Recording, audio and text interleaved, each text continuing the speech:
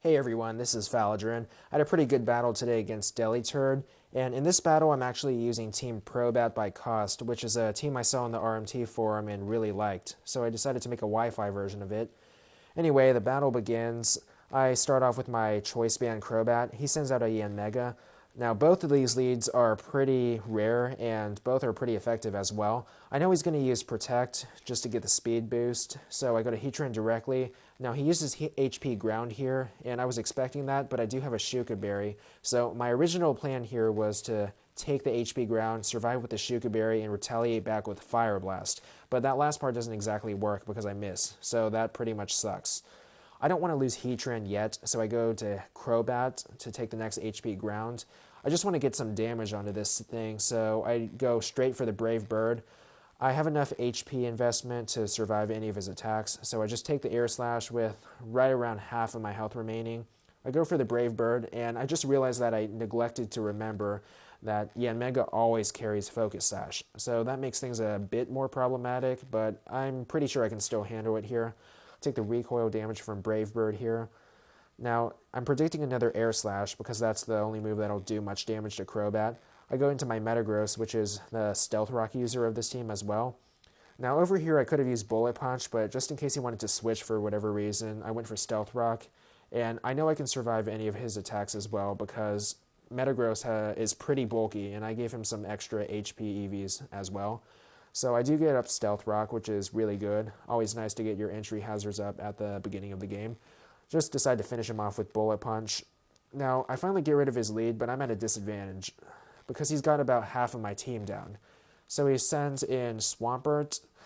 I have no need for Metagross anymore, so I just use Explosion. Now, this was a pretty safe move because in my experience, non-lead Swampert usually has Roar instead of Protect. So I really wasn't expecting him to use Protect and block my Explosion or anything like that. So that's really good for me. I've eliminated what is probably his Stealth Rock user, and I have Stealth Rock up myself as well. So I'm winning at least on the entry hazard aspect of things.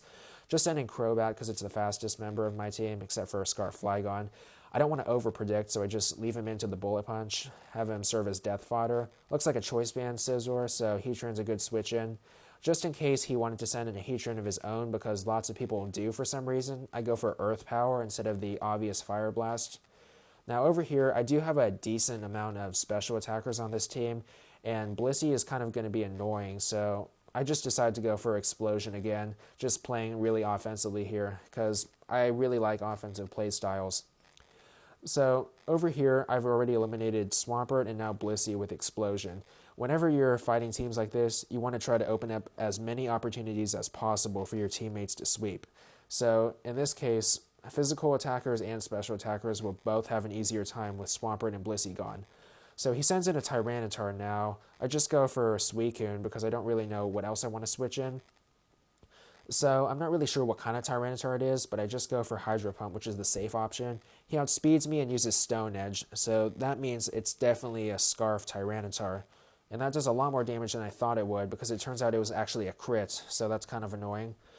I go for the Hydro Pump, but with the Sandstorm's special defense boost, he's going to survive even a stab Hydro Pump from offensive Suicune. So Sandstorm kills Suicune off here, and that makes me sort of mad. So I go into Flygon, just a revenge kill. I don't want to lock myself into Earthquake, so I just finish him off with U-Turn, which is still powerful enough, but won't lock me into a single move. So that's pretty good. I go into Lanturn now because I don't really have anything else to switch into. And he only has 2 Pokemon left, so I'm wondering what his last one is, because one of them is Choice Band Scizor. So over here, he actually does send out the Scizor, which isn't a great Lanturn switch-in, so I feel as if his last Pokemon is something that doesn't exactly appreciate Lanturn. So I sub up just to see what attack he has, scout for whatever he's going to do. He uses Superpower. Now, that's kind of a desperate move. I feel like he may feel a little bit pressured by Lanturn. So with this in mind, I don't really want to keep subbing up with Lanturn because Superpower only drops defense and not special defense, so I probably won't kill him. With this in mind, I go to Flygon because after that attack drop, I know that Flygon can survive another Superpower. And after this Superpower, Scizor is going to be at -2 defense, which should be enough for me to kill him with Earthquake. So I'm going to outspeed him. I just decide to go to Earthquake. His last Pokemon turns out to be a Heatran, which is really good for me because I get a free Earthquake, which is quite effective on Heatran. Now, it turns out that he also has a Shuka Berry here, but that doesn't really make a difference because Flygon does a ton of damage anyway, and although it doesn't exactly KO, I'm going to be able to outspeed him and take him out on the next turn. So I go for a second Earthquake, just playing it safe to finish off Heatran. I've pretty much got this game won, but I really need to play it safe whenever you get to situations as close as this. See, he's probably going to use Bullet Punch, so I should switch to Lantern, but just in case he predicts me and uses U-Turn, I could be in a lot of trouble. So I just decide to stay in with Flygon and take the Bullet Punch, which is the safe option.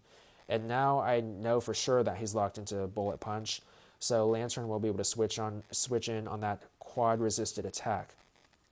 Now over here, I do have Hydro Pump, but I'm not sure if it's going to KO, so I decided to go for one Charge Beam just to get that special attack boost, and that should be enough for Hydro Pump to KO afterwards. So as long as he doesn't pull out a random Bullet Punch crit, actually I don't even know if that would end up KOing me, but he doesn't. It just turns out to be a normal Bullet Punch, which I'm pretty thankful for, and I just finish him off with Hydro Pump here. So that ends the game on a pretty narrow 1-0 victory, so good game.